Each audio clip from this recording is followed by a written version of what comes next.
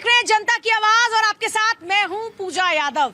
जिस वक्फ को लेकर विपक्षी पार्टियां लगातार आक्रामक हो रही थी, सवाल उठा रही थी, अब उन्हीं में से एक विपक्षी पार्टी की अगर हम बात करें तो भाई वो अब राजी हो चुकी है। बात पश्चिम बंगाल की करें, बिहार के बाद चुनाव अब पश्चिम बंगाल में होना है। एक तरफ जहां एसआईआर को लेकर आप लगातार देख रहे हैं सवाल उठाए जा रहे हैं, तो इस बीच वक्फ को लेकर तैयारी शुरू हो चुकी है। सवाल कई हैं जिन पर हम चर्चा करेंगे, उससे पहले एक रिपोर्ट आपको दिखाते हैं।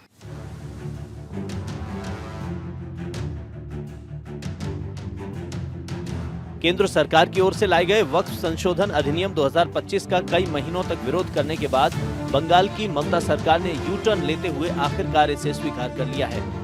ममता बनर्जी ने राज्य के सभी जिलों के जिलाधिकारियों को करीब 82,000 वक्फ संपत्तियों का विवरण निर्धारित समय सीमा 6 दिसंबर 2025 तक केंद्रीय पोर्टल पर अपलोड करने के निर्देश दिए हैं।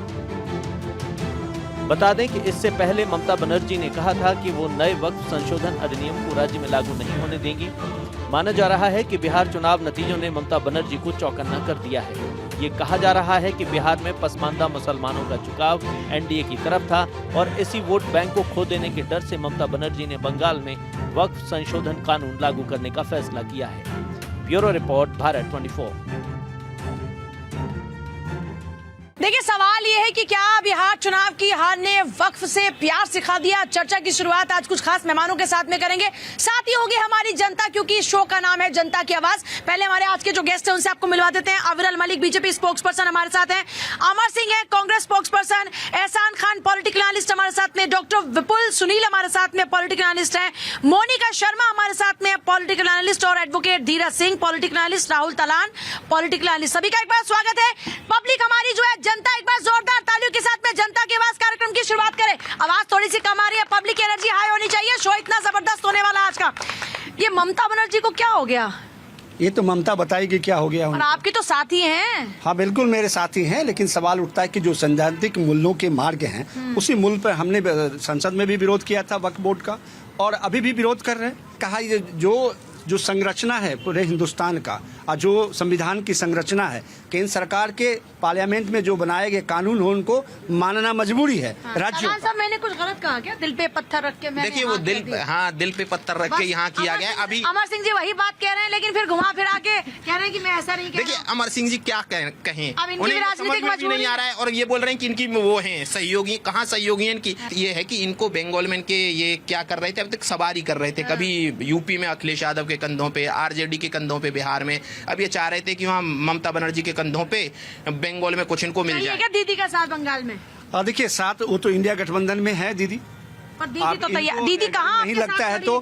अरे भाई, अभी तो बंगाल में भी अकेले लड़ेंगी। बिल्कुल, लोकसभा में जो इंडिया गठबंधन बनाए गए तो लोकसभा के लिए खाली तो वो लोकसभा में था, खाली लोकसभा के लिए है। अब लोकसभा और राज्यसभा अभी तो नया अलायंस आएगा क्या? मतलब जैसे अब अगर मान लीजिए बंगाल में आप साथ आए तो ये कौन सा अलायंस होगा?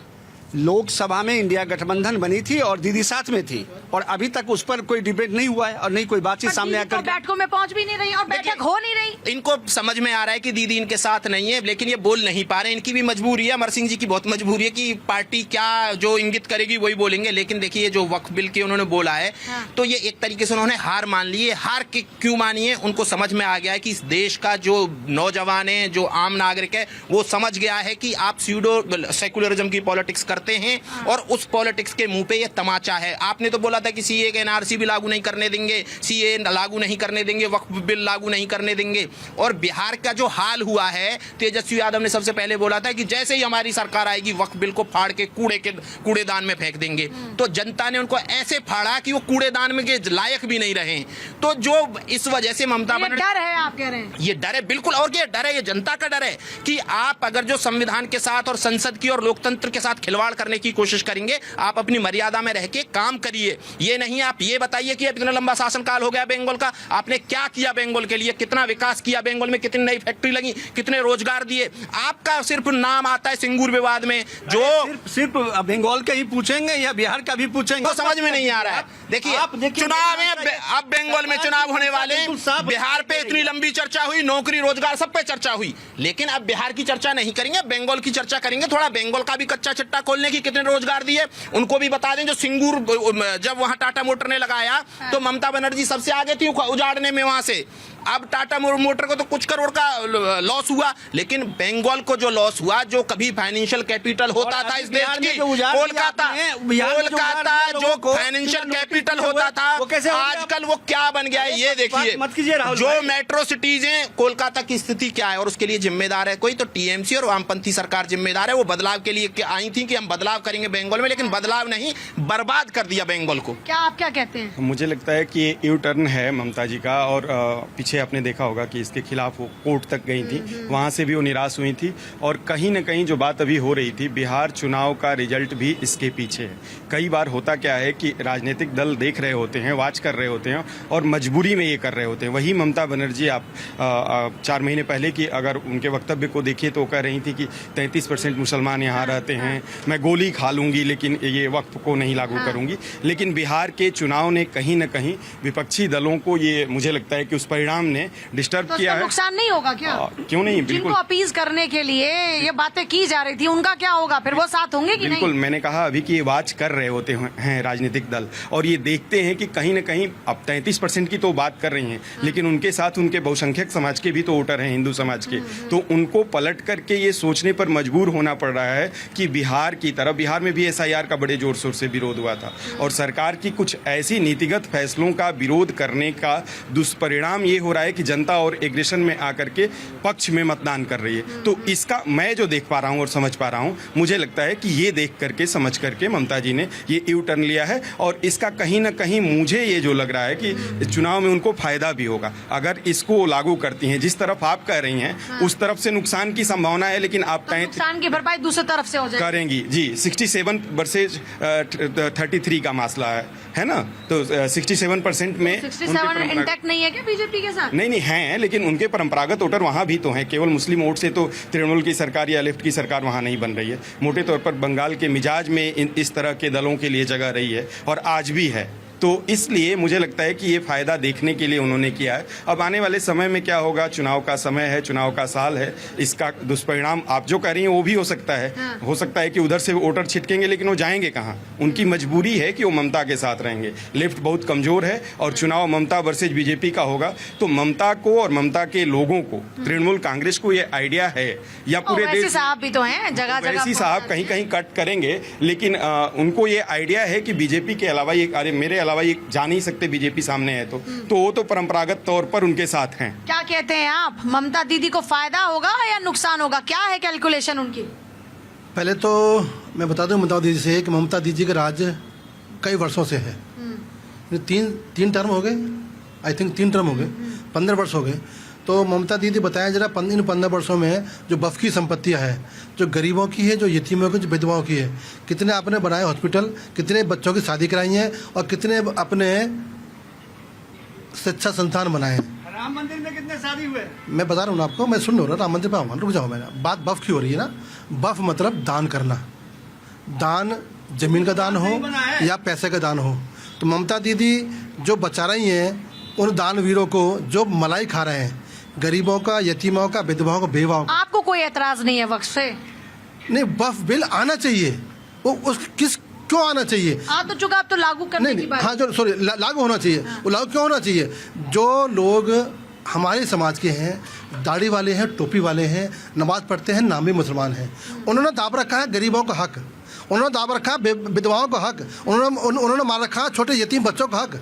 हम चाहते हैं कि वो हक उनके पाले में जाए। और ममता जी और कांग्रेस, इंडिया गठबंधन चाहता है कि ये मलाई जो मुसलमान, जो पिट्ठू हमारे हैं, वो खाते रहें। 70% खाया, अब भी खाएगा, लेकिन अब खाने नहीं देंगे। अगर ममता ने बंगाल में वक्फ कानून बिल को नहीं लगन दिया तो नहीं, कानून नहीं लगन दिया तो आप तो तैयार हो गई। मैं बोलूँ, अगर लागू नहीं होने दिया तो ममता जी को नुकसान उठाना पड़ेगा। और ये सोच ले ममता दीदी कि अब सरकार में अभी सरकार चेंज होने वाली है। जो मुसलमान है आपका, जो वोटर है, वो तो वोटर बाहर जा रहा है। जो हिंदुस्तान का मुसलमान है वो आपके पास में कुछ मुट्ठी भर है। क्यों? कि उस मुसलमान को आज आप कह रहे हैं मुट्ठी भर है, वो पूरा पूरा वोट जाता है उनकी तरफ, आप कह रहे हैं कि मुट्ठी भर है। जो वोट जाता था, अभी देखा नहीं आपने बॉर्डरों पे कैसे लाइन लगी हुई है, वो वोट जाता था।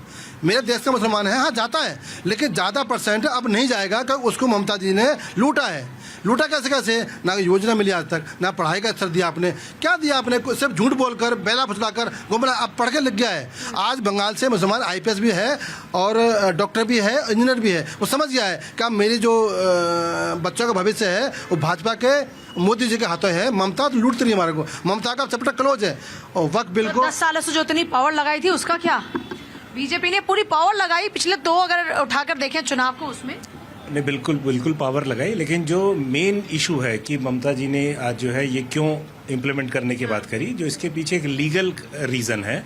क्योंकि जो वक्फ अमेंडमेंट एक्ट है उसके अंदर है कि सारी वक्फ की प्रॉपर्टी को बिल लागू होने की नोटिफिकेशन होने की डेट से 6 महीने के अंदर सेंट्रल पोर्टल पे रजिस्टर करना पड़ेगा। और अगर वो 6 महीने में सेंट्रल पोर्टल पे रजिस्टर नहीं होगा तो वो प्रॉपर्टीज जो है वो सरकार के पास चली जाएंगी, वक्फ से निकल के सरकार पे चली जाएंगी। तो यहाँ कोई मजबूरी नहीं है, ये बड़ा इंटेलिजेंट है और ये लॉ की रिक्वायरमेंट भी है। इसके थ्रू वो वक्फ की प्रॉपर्टीज को बचा रही हैं ताकि वो वक्फ में बनी रहें। तो अगर वो इम्प्लीमेंट करेंगे तभी कोई होगा। और रास्ता भी था क्या ममता बनर्जी के पास? और ये 6 दिसंबर को ये तारीख खत्म होने जा रही है। जो 6 महीने का पीरियड है वो 6 महीने के अंदर खत्म होने जा रहा है, 6 दिसंबर को खत्म होने जा रहा है। तो 6 दिसंबर के अंदर वक्फ की प्रॉपर्टीज को, जो कि उनका वोट बैंक भी, मेजर वोट बैंक भी है, अगर वो इसको नहीं इम्प्लीमेंट करती और वो सारी प्रॉपर्टीज वक्त की सरकार में चली जाती तो उससे उनको काफी नुकसान हो सकता था। तो इसके लिए उन्होंने अपना जो सिंबॉलिक वो छोड़ के एक इंटेलिजेंट मूव करा और जो है इसको इम्प्लीमेंट किया। इसके अलावा कोई दूसरा उनके पास ऑप्शन नहीं था? नहीं, अभी कोई ऑप्शन नहीं था, क्योंकि सरकार वक्फ अल्टीमेटली वो वक्फ के फेवर में लड़ रही हैं और अगर वो नहीं इम्प्लीमेंट करेंगी इसको तो वो वक्फ के अगेंस्ट में उनका एक्शन हो जाता। तो इसलिए उन्होंने जो है ये उनकी मजबूरी थी कि उनको इम्प्लीमेंट करके सेंट्रल पोर्टल में जो भी हमारे जितने भी वर्क क्रिएटर्स हैं, जो उनकी प्रॉपर्टीज हैं, उनको 6 महीने के अंदर सेंट्रल पोर्टल में लाना पड़ेगा। ये मैसेज नहीं जाएगा फिर कि इसका मतलब आप दिखावा कर रही थी खाली कि ऐसा नहीं होने देंगे? फिर किस दम पर ऐसा कहते हैं कि ऐसा नहीं होने देंगे, हम बंगाल में लागू नहीं होने देंगे? ये तो जैसे जुमला बोलते हैं ना, दूसरी तो ये वही जुमला ही था जो जुमला सारी पार्टीज इस्तेमाल करती पब्लिक को बेवकूफ समझते हैं। सारी पार्टीज। आप क्या कहेंगी? स्वागत योग्य कदम है ममता बनर्जी का। उनको समझ में आया कि भाई हमें अपने संविधान में और देश का जो भी हमारा फेडरल स्ट्रक्चर है उसमें अपना दिखाना चाहिए कि हम उसको मानते हैं, उसमें हमारा विश्वास है। नहीं तो देश की जनता में क्या असर जाएगा, उनके वोटर्स भी क्या सोचेंगे। कहीं ना कहीं उन्होंने अपने हिंदू वोटर्स के बारे में भी सोचा और जैसे हमारे भाई साहब कह रहे थे कि ये ज़रूरी था कि उनको उस डेट के अंदर अंदर लागू करना ही था, उस पोर्टल पर अपलोड करना था। अगर वो उस पोर्टल पर अपलोड नहीं करती तो फिर ये हो जाता कि वो संविधान के जो दोनों हमारे सदन है जिन्होंने बिल मतलब पास कर दिया वो उसी का सम्मान नहीं कर रही हैं। तो केंद्र सरकार शायद हो सकता है कि इमरजेंसी लगा दे, सेना आ जाए तो फिर वो चुनाव काफ़ी ज़्यादा प्रभावित हो जाते। तो इस तरीके से उनका ये एक स्मार्ट मूव भी है, इंटेलिजेंट मूव भी है कि हमारे पक्ष में चीज़ें भी बनी रहें और मुसलमान भी हमारे साथ में रहें और हिंदू भी हमारे साथ में आ जाए, जिससे कि हम चुनाव जीत सकें। क्योंकि उनको लगता है कि बीजेपी काफ़ी कड़ी टक्कर देने वाली है इस चुनाव में। तो डेफिनेटली एक स्मार्ट मूव है और स्वागत योग्य कदम तो है ही। आपकी तो बल्ले बल्ले हो गई, दोनों ओर से जीत है। नहीं, देखिए, जहां तक विषय ममता बनर्जी का, तो ममता बनर्जी तो घबराई हुई हैं, बौखलाई हुई हैं और बौखलाहट इस कारण से है क्योंकि जनता की जो जवाब है, जो वोट की चोट है, वो स्पष्ट रूप से ममता बनर्जी को नजर आ रही है। और जहां तक विषय ममता बनर्जी का, तो जिस तरीके से अपीजमेंट पॉलिटिक्स करती है, मुस्लिम अपीजमेंट पॉलिटिक्स, और पूर्ण रूप से गरीब पीड़ित शोषित वंचित का हक मारने का काम पश्चिम बंगाल की सरकार करती है, तो सबको मालूम है। और उसके साथ साथ अगर बात कर ली जाए इसमें यू टर्न की और उन्हें जो सद्बुद्धि आई है, जनता की कृपा है जो जनता ने बिहार प्रदेश में दिखाई है, भारतीय जनता पार्टी के ऊपर जो वोट रूपी आशीर्वाद दिया पर है। वो तो कह रहे हैं कि बच गई, दोनों संदेश दे दिया कि देखिए लड़ाई भी लड़ी मैंने और मेरी मजबूरी है, मैं क्या कर सकती हूँ। नहीं, देखिए, जहां तक ममता बनर्जी का विषय है, तो ममता बनर्जी किस प्रकार की बात कर रही हैं, क्या कर रही हैं, वो तो पश्चिम बंगाल की जनता को सब समझ आ रहा है। इस बार पश्चिम बंगाल प्रदेश की जनता मुंहतोड़ जवाब देने का काम करेगी। और उसके साथ साथ जहां तक आपको मुस्लिम वोट बैंक नहीं चाहिए क्या? नहीं, हम तो हिंदू, मुस्लिम, सिख, ईसाई, जैन, बौद्ध, पारसी सबको equally as per the constitution of India treat करते हैं। और उसके साथ साथ अगर बात कर ली जाए हमारे मुस्लिम को अपीज करने वाली पॉलिटिक्स क्या है? नहीं, अगर ओवरऑल देख लिया जाए पश्चिम बंगाल की पॉलिटिक्स को और तृणमूल कांग्रेस के रोल को, तो मुस्लिम अपीजमेंट पॉलिटिक्स और एक पक्ष की सरकार चलाना। ये तो हर पार्टी जानती है कि सिर्फ मुस्लिम के जरिए सरकार नहीं बना सकते। नहीं, देखिए, अगर जानने की बात है, ना जानने की बात है, तो वो बिल्कुल स्पष्ट है। तृणमूल कांग्रेस एक पक्षीय कार्रवाई हिंदुओं पे जिस प्रकार से करती है वो तो सबको स्पष्ट रूप से दिखता ही है। और उसके साथ साथ हिंदू, मुस्लिम, सिख, ईसाई, जैन, बौद्ध, पारसी सबको as per the constitution of India equally treat करना चाहिए। सबका बराबरी का अधिकार है इस देश में। और पश्चिम बंगाल की राजनीति की अगर बात, वक्फ के जरिए आप मुसलमानों की जमीनों पर कब्जा करना चाहते हैं, उनके हकों पर डाका डालना चाहते हैं, ये उसका जवाब मिल चुका है क्या? नहीं, वक्फ बोर्ड का ये किसी रूप में संवैधानिक अधिकार नहीं हो सकता। लेकिन जिस प्रकार से वो लोग समर्थन करने का काम करते रहे कि भाई जहां चाहें वहां कब्जा कर लें, जिस जमीन पे चाहें वहां डेरा डाल के बैठ जाएं, मैं समझता हूं ऐसा किसी रूप में नहीं हो सकता।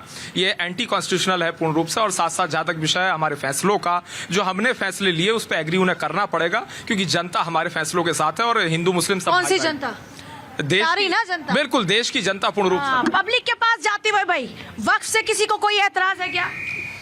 ऐतराज तो ममता दीदी की थी, लेकिन वो ख़त्म हो गया। उनको पता चल गया विधानसभा जो बिहार में चुनाव हुआ, उनको भी ये लग गया कि हिंदू मुस्लिम करने से अब हमें वोट मिलेगी नहीं। देश की जनता बहुत जागरूक है, ठीक है ना। और यहाँ हिंदू और मुसलमान करने के बाद ये काम नहीं बनना है, इसलिए वो यू टर्न ले लिया। किसकी बनेगी सरकार बंगाल में? मैम, होपफुली बननी बीजेपी की चाहिए। काहे? बेटरमेंट जहाँ है वही हो रहा है, क्योंकि देखिए बेटरमेंट पे काम सिर्फ बीजेपी करती है। और ममता दीदी क्या करती आई है जो पिछली बार भी चुनाव से पिछली बार भी चुनाव और जनता फिर चुन? मेरे ख्याल से मुझसे ज्यादा आपका टूर हुआ होगा बंगाल का, आप देख लो क्या हाल है, क्या करती है, वो समझ में आ जाएगा। कौन जीतेगा इस बार? देखियो, आना तो बीजेपी की हो। और मैं कह रहा वक्फ कितना चलेगा? वक्त तो देखो, इन्होंने पहले 8 महीने पहले इनको मंजूरी नहीं मिली। ये अगर हम नहीं होने देंगे वक्त, अब ये रातों रात कैसे तैयार हो गए, तो कहीं ना कहीं ये बताया तो मजबूरी। हाँ, ये जनता को ये बेवकूफ समझते हैं। आज की डेट में जनता बेवकूफ नहीं रही। कौन सी वाली जनता? समझदार हो गई। कौन सी जनता? सारी हमारी जनता है, हम जनता है जो पूरी बंगाल की जनता। आप नहीं मानते हिंदू मुस्लिम वाली पॉलिटिक्स? नहीं, हिंदू मुस्लिम पॉलिटिक्स रही कहाँ? जब वक्त जो सरकार गवर्नमेंट दे रही है, इन्होंने 8 महीने पहले, अब इनकी डेडलाइन आ गई ना, इनकी मजबूरी है इन्हें देना है हर हालत में। आप क्या कहते हैं? ये झुकना पड़ा, राजनीतिक मजबूरी है, पब्लिक इसके बारे में सोचती क्या है? नहीं, मजबूरी है इनकी। और इनको अपना सिंहासन अब हिलता डुलता नजर आ रहा है। उसका कारण है जितने घुसपैठिए यहाँ से निकाले जाएंगे तो इनका वोट बैंक बिल्कुल खत्म हो जाएगा। अब इनको हिंदू वोटिंग भी चाहिए कि हिंदू हमें वोट दें, उसके कारण ये ड्रामेबाजी है, कुछ नहीं है। अब की बार बीजेपी सरकार वहाँ जरूर बनेगी। अच्छा, क्या बदल जाएगा फिर बंगाल में? बड़ी उम्मीद है आपको? बिल्कुल, रोजगार आएगा, जंगल राज खत्म होगा, बहुत सारी चीजें हैं, महिलाओं की सुरक्षा होगी, काम रोजगार मिलेगा, तो आगे बढ़ेगा बंगाल। वक्फ, एक सेकेंड आती हूँ, वक्फ कितना चलने वाला है बंगाल में? वक्फ के बारे में जानते हो? जानते हैं वक्फ के बारे में? वक्त के बारे में जानते हैं, और वक्त ज़्यादा नहीं चलने वाला है। अभी तक जितनी भी राजनीति वहाँ पे करी है कलकत्ता में और तृणमूल कांग्रेस ने, अब वो नहीं चलने वाली, क्योंकि वहाँ की जनता की बहुत दयनीय स्थिति है, बहुत गरीब जनता है वहाँ पे, और अभी तक उनका शोषण हुआ है। और आपने देखा होगा यूपी में, उत्तराखंड में जितना भी विकास हुआ है, गरीब जनता का वहाँ की सरकारों ने, क्षेत्रीय सरकारों ने बहुत विकास किया है। वक्फ के नाम पर क्या सोचती है पब्लिक? आप बोलेंगे वक्फ पर? सबसे पहले कि जो वक्फ के नाम पे जनता को मूर्ख बनाया जा रहा है, मुसलमानों को मूर्ख बनाया जा रहा है। पहले वक्फ की राजनीति कर रहे हैं, वो बताएं कि वक्फ मुसलमानों के लिए, गरीब मुसलमानों के लिए क्या किया है। उठने अपने... आप मुस्लिम हैं क्या? बिल्कुल नहीं। अच्छा, कोई है क्या मुस्लिम, ताकि उनसे और ज्यादा बेहतर बात हो पाए? बताइए। हाँ, तो पहले डिक्लेयर करे कि उसने कितने इन्वेस्टमेंट लाया अपने प्रॉपर्टी पे, कितने गरीब मुसलमानों को जमीन दिया है, कितने पे यूनिवर्सिटी बनाया, कितने पे हॉस्पिटल के लिए उसने दिया। तो हम लगे कि भाई वक्फ की प्रॉपर्टी देश को काम आ रही है, आम पब्लिक को काम आ रही है, तो वक्त बिल बिल्कुल आना चाहिए, ताकि क्लियर हो सके कि वक्त की प्रॉपर्टी कितना जनता के लिए पर्पस ये है कि जनता की सेवा होनी चाहिए, और जनता की सेवा अगर नहीं हो रही तो वो पर्पस सॉल्व नहीं हो रहा। तो सवाल पूछे जा रहे हैं, बंगाल में किसकी सरकार देख रहे हैं इस बार? जी, मेरे को आइडिया नहीं है वहाँ का, लेकिन मैं नॉर्मल कहना चाह रहा हूँ, सारी पार्टी जो है एक्सप्लॉइट करती है किसी न किसी चीज़ को लेकर के। तो people should question the government and all the parties कि भाई थोड़ा बेहतर फ्यूचर बनाओ, रादर देन कि आपस में हिंदू मुसलमान करके लड़वाने से बेटर है कि आप जो है क्वेश्चन करो। आप मानते हैं कि हिंदू मुसलमान हो रहा है देश के अंदर? बिल्कुल हो रहा है जी। किस तरह से ही हो रहा है, मतलब कोई कहता है कपड़ों से पहचानो, कोई कैसे भी। तो ऐसे तो होना नहीं चाहिए। नॉर्मली ये है कि भाई हम जैसे पहले से रहते आ रहे हैं इतने टाइम से, तो वैसे ही आगे मतलब लोग रहने चाहिए ठीक से। क्या कहते हैं, क्या होगा बंगाल में इस बार? बंगाल में अब वो तो बंगाल की जनता ही डिसाइड करेगी, मैं क्या बोलूं, लेकिन हिंदू मुसलमान जरूर हो रहा है यहाँ पे, मुझे ऐसा लगता है कि मैं तो बचपन से ही यूपी में ऐसे शहरों में पला बड़ा हूँ जहाँ कभी मैंने ये सब देखा नहीं।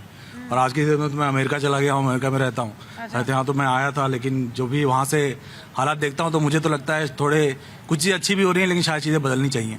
कुछ मतलब ये थॉट प्रोसेस बदलना चाहिए। क्वेश्चन करना गवर्नमेंट को बहुत जरूरी है। डेवलप्ड कंट्री से सीखिए कि वो एक्शन करते हैं कोई भी चीज पे, प्रॉब्लम को समझते हैं और उस पर एक्ट करते हैं। ऐसे नहीं कि कुछ भी बेवकूफ बना दिया जनता को और शुरू तो हो आप रहे कह हैं। रहे यहाँ पर एक्ट नहीं करती है पार्टी? बिल्कुल नहीं, कोई भी नहीं करता। देखिए ये एक परसेप्शन हो सकता है, लेकिन मुझे लगता है कि हर इंसान अपना काम कर रहा है। मीडिया संस्थानों की अगर बात की जाए, सब लोग अपने अपने हिसाब से मुद्दा उठा रहे हैं। ममता दीदी का बड़ा अच्छा पॉलिटिकल गेम है। वक्त तो बहाना है हिंदुओं को अपने गले लगाना है, बट ऐसा होगा नहीं। क्योंकि हिंदुओं को जो उन्होंने 15-20 साल जो जिस तरह की जो हत्या की है, जिससे परेशान किया है, और खासकर उन रोहिंग्या मुसलमानों को अपने गले लगाया है, तो हिंदू अब बहुत परेशान है। और ये बिहार और दिख गई है कि बदलाव आने वाला है और आएगा और आना चाहिए। हमारे देश का चाहे हिंदू है चाहे मुसलमान है, वो परेशान क्यों हो, वो उसकी हत्या क्यों हो, नहीं होनी चाहिए। हमारी पॉलिटिक्स पार्टियां हमें बॉल क्यों बनाती हैं कि एक उस पाले में बॉल, इस पाले में बॉल। कल कह रही थी तो आपको विकास चाहिए कि हिंदू मुसलमान चाहिए?